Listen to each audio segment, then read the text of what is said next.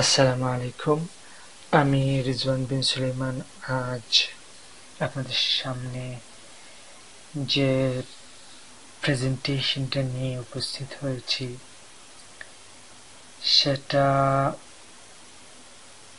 499 সাল, অর্থাৎ আজ থেকে অনেক আগে এই প্রসেসটা শুরু হয়েছিল। এটাকে স্টেগনোগ্রাফি বলা হয়। স্টেগনোগ্রাফি আসলে কি সেটা জানার আগে আমাদেরকে জানতে হবে হ্যাকিং কি। হ্যাকিং আসলে আমরা যারা নতুন তারা ভাবি যে কোনো ওয়েবসাইটে জাস্ট আমার নিজের ডিফেস পেজটা আপলোড করে দেওয়াকেই হ্যাকিং। অ্যাকচুয়ালি সেটা না। হ্যাকিং আরো অনেক কিছু বোঝায়। বাট আজ এমনিতেই আমি খুব টায়ার্ড, তারপরও এই স্টেগনোগ্রাফি কি, কিভাবে স্টেগনোগ্রাফি আমরা ব্যবহার করতে পারি সেটা নিয়ে কিছু আলোচনা করব। প্রথমে জেনে নেই স্টেগনোগ্রাফিটা কি। আসলে এটা একটা প্রসেস, নিজের মেসেজকে হাইড করে অন্যকে প্রেরণ করা এবং যাকে আপনি প্রেরণ করছেন সে যাতে বুঝতে পারে যে এইটার এই অর্থ, মানে মোটামুটি এইটাই হলো স্টেগনোগ্রাফি। অর্থাৎ আপনি যাকে মেসেজ পাঠালেন সে যাতে বুঝতে পারে আপনি কি পাঠাইছেন এবং ওই মিয়া যাতে আপনি যা পাঠাইছেন ওই মিয়া যাতে সেটা এনক্রিপ্ট ডিক্রিপ্ট করতে পারে, এটাই হলো মেইন কনসেপশন। তো অনেকেই স্টেগনোগ্রাফি এবং ক্রিপ্টোগ্রাফিকে এক করে ফেলে। এখানে আমি বলতে চাই, এখানে আমি এটার ডিফারেন্সটারে আমি আলাদা করতে চাই। সেটা হলো ক্রিপ্টোগ্রাফি এবং স্টেগনোগ্রাফি দুইটা আলাদা জিনিস, বাট সিমিলার। স্টেগনোগ্রাফিতে আপনি যাকে যে মেসেজটা পাঠাবেন সেই জিনিসটা অন্য কেউ বা কোনো হ্যাকার বা অ্যাটাকার কেউ বুঝতেই পারবে না যে এই ফাইলের মধ্যে আসলে যে ফাইল দেখা যাচ্ছে সেটা না, অন্য কিছু। কিন্তু ক্রিপ্টোগ্রাফিতে বোঝা যায় যে এখানে হিডেন কিছু আছে। সো তাহলে শুরু করে ফেলি কিভাবে আমরা এই মানে আমাদের কোনো ফাইল, অর্থাৎ আমি সেই ফাইলটা হতে পারে image file, video file, audio file, text file, এই ফাইলের মধ্যে আমার সিক্রেট মেসেজগুলো ঢুকিয়ে দিতে পারি কিভাবে সেটা আমি দেখাবো। এর আগে আমি একটা ঘটনা বলি। 499 সালে পার্সিয়ার রাজা, নাম যেন কি ছিল আমি নিজে ভুলে গেছি, আমার আবার শর্ট মেমোরি লস, গজনির মতো শর্ট মেমোরি লসে একটা প্রবলেম আছে। থাক ওই সাল, আমি আসলে হিস্ট্রিতে খুব উইক একটা স্টুডেন্ট, ওই সালের পর কি নাম ওইটা জানার দরকার নেই। উনি কি করতেন, উনার কাউকে কোনো মেসেজ পাঠাইতে হলে উনি একজন লোককে ডাক দিয়ে আনতেন, আনার পর ওই মিয়ার চুল কেটে ফেলতেন, চুল কেটে মাথায় কোনো মেসেজ লিখে দিতেন। ওই মেসেজটা উনি লিখে দিতেন। লিখে দেওয়ার পর তিনি ওয়েট করতেন এই চুল যাতে বড় হয়, যতদিন পর্যন্ত বড় হবে না ততদিন পর্যন্ত অপেক্ষায় রাখবেন। তারপর যখন বড় হলো তখন এই মিয়াকে পাঠাবেন যার কাছে উনি মেসেজটা পাঠাইতে চাইতেছেন তার কাছে। ওই মিয়া আবার বুঝতো যে এই মিয়ার চুল আমি যদি কেটে ফেলি তাহলে এখানে একটা অনেক গুরুত্বপূর্ণ মেসেজ আছে। এইভাবে আসলে এই স্টেগনোগ্রাফিটা শুরু হয়।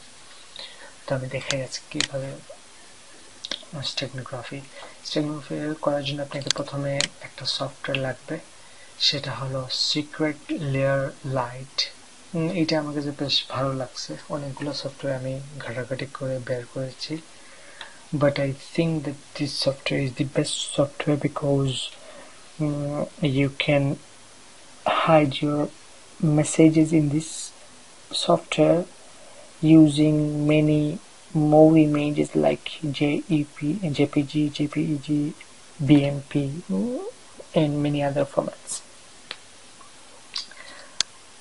এখানে আমি add message, add image, ধরেন আপনি আপনার গার্লফ্রেন্ডকে ইমপ্রেস করতে চান কিংবা ওর বাবাকে লুকানোর জন্য আপনি একটা কথা আপনি বলতে চাইতেছেন আমি তোমাকে ভালোবাসি, আই লাভ ইউ জানো, বাট এইটা তো বললে বাবা, ওই মেয়ের বাবা দেখলে তো আর খবর আছে। তো আপনি কি করলেন, একটা ইমেজ দিলেন, এই ইমেজটা দিলেন, এই ইমেজটা দিয়ে ওপেন দিলেন, সরি নেক্সট, এখানে আপনার মেসেজ দিবেন, আই লাভ ইউ জানো, just wait a little, like you said. I'm coming back. এটা লিখেও দিতে পারেন অথবা অন্য কোনো ফাইল এখানে অ্যাডও করতে পারেন। আমি এখানে জাস্ট লিখে দিচ্ছি টাইম ক্যান্সেলেশন। এখানে পাসওয়ার্ড দিতে পারেন যাতে কেউ আপনার পাসওয়ার্ড ছাড়া এনক্রিপ্ট করতে না পারে, ডিক্রিপ্ট করতে না পারে। এখন এই ফাইলটা, হিডেন ফাইলটা কোথায় গিয়ে সেভ হবে, ধরেন ডেস্কটপে। এখানে নিউ একটা ফোল্ডার বানাইলাম আমি, ধরেন এইখানে গিয়ে এটা ভালো, এই দেখেন এইটা হলো আমার, এই পিকচারের ভেতরে কি আছে আপনি এটা বুঝতেই পারবেন না যে এটার ভেতরে কি আছে। এই সেম পিকচারটা আমার এই ফোল্ডার RDS এই ফোল্ডারে না থেকেও অন্য একটা ফোল্ডারে ছিল, সেটা হলো কোথায়, এইটা এই ফোল্ডারে ছিল এই এই ইমেজটা। আর কোথায় ওই ইমেজটা গেল, কই, এই দেখেন এখানে দুইটা ইমেজ, আমি এইটা আর এইটা, দুইটার মধ্যে কোনো পার্থক্য নাই, বাট ওইটা কিন্তু গুরুত্বপূর্ণ একটা মেসেজ আছে। দেখেন এখন কিভাবে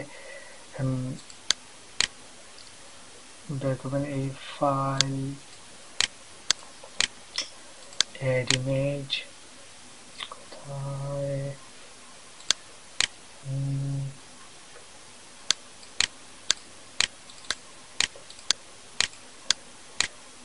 নেক্সট,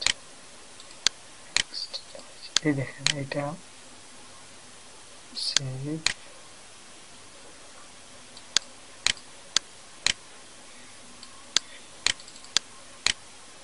সেভ করতেছি।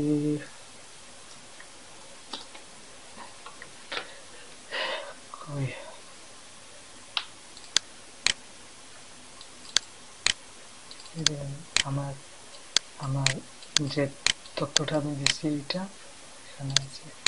আজ এ পর্যন্তই, অন্য কোনো একদিন দেখাবো, অন্য কোনো একদিন কোনো একটা টপিক নিয়ে হাজির হব।